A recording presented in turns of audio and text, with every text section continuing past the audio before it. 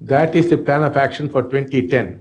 For 2011, what will happen is, this is a growing phenomenon. The power will be so much that a blessing giver, if he gives a blessing to another, he will become a blessing giver.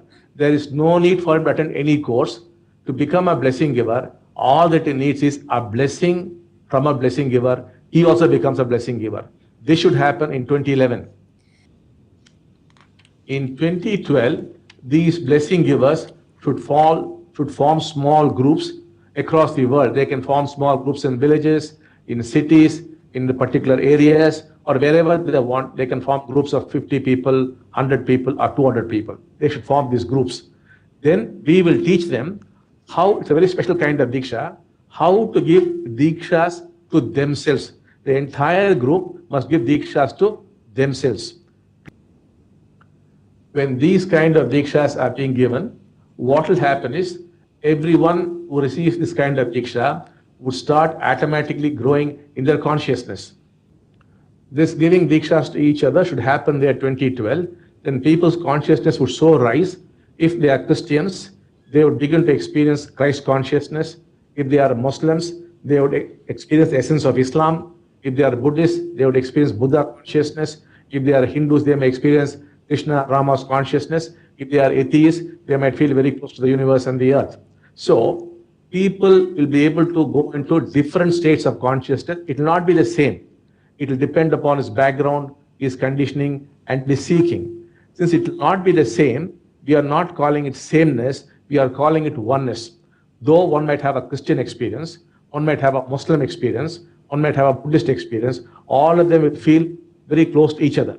There will be a oneness. There will be no sameness, there will be oneness. So there will be people who are filled with Christ consciousness, people filled with Buddha consciousness, people filled with Islamic consciousness, people filled with Hindu consciousness. So as this thing happens, as large numbers of people move into these kind of altered, permanent states of consciousness, it will dramatically affect the world.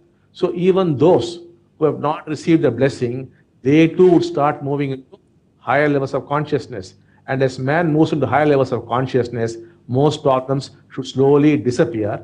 But these problems are there mainly because we are functioning from a lower level of consciousness. As we move to higher levels of consciousness, naturally these problems will disappear. So the other thing we want is, we want the fading away of oneness. For example, if tomorrow Cristobal is going to do the courses, we do not want it to be called oneness courses. It's Cristobal's courses. He can take the oneness teachings, he can add from his own life experience, he can add his own knowledge and create his own course. So we want oneness to be to slowly fade away. That's one thing. And we do not want to control things from India. We want it to all be locally administered. We do not want any funds to flow from there to India. We want all funds to be only in that country, and we want it to be locally administered. We do not want to be some cult headquarters controlling things from India. That is the next step. You should not expect us to lead us. You should lead yourselves. You should have your own leader. For example, Cristobal, he brought the movement to Mexico. He has worked very, very hard for the movement. People like him should guide the movement in Mexico. We should slowly withdraw into the background. Our work done in 2012 will be around the years 2013, 2014, offering some help and guidance to stabilize things. And after 2014, we want to completely vanish from the scene. All the buildings here will become like museum pieces. We do not want to be any more involved in the work because the work is done. We do not want to become a cult figure. We do not want to take any credit for it. We do not want to experience any importance for that. Myself, Amma Bhagawan, and all the others, we would like to quietly retire and no more interfere with the work.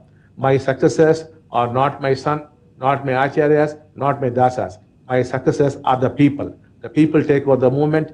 They have oneness in their hearts. It is not a concept. It's not an idea. It's a living feeling in the hearts. So it shall live in the hearts of the people. They are my successors, and oneness shall live in them, not as a word, but as a real experience thereafter. And unless we retire and we vanish from the scene, that will not happen. That is the final fading away of oneness, probably to the end of 2014. So shall I move on to the next question? Yes, Bhagavan. Yes. How can we help Amma Bhagwan, the oneness Jesus, in this transition and to reinforce his presence in Mexico? You have to start practicing inner integrity. That will be your spiritual work, or what you call sadhana. That is your spiritual effort. Should be to practice inner integrity. And the other is there must be an explosion in the blessing givers. That can happen only if they can become blessing givers in Mexico itself and done by the local trainers. So for this, we would like the trainers to come to India and to get trained from us so that they could go back to their country, Mexico, and produce thousands of blessing givers. Because when no money is involved and no courses are involved, there could be courses, but not two big courses, but a simpler course which is very powerful, then we can produce lot of blessing givers. So you must help us by producing lots of blessing givers.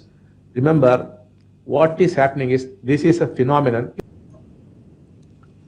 This is a phenomenon which began in 1989. It's called either the Amma Bhagwan phenomenon or the oneness phenomenon. And so far, for various reasons, we have been controlling this phenomenon. Now it has come to a point where we cannot control it, we should not control it.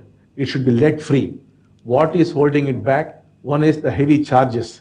The other is so many courses. If we liberate the phenomenon from these two things, it will start exploding. So that explosion should result in thousands of blessing givers in the year 2010.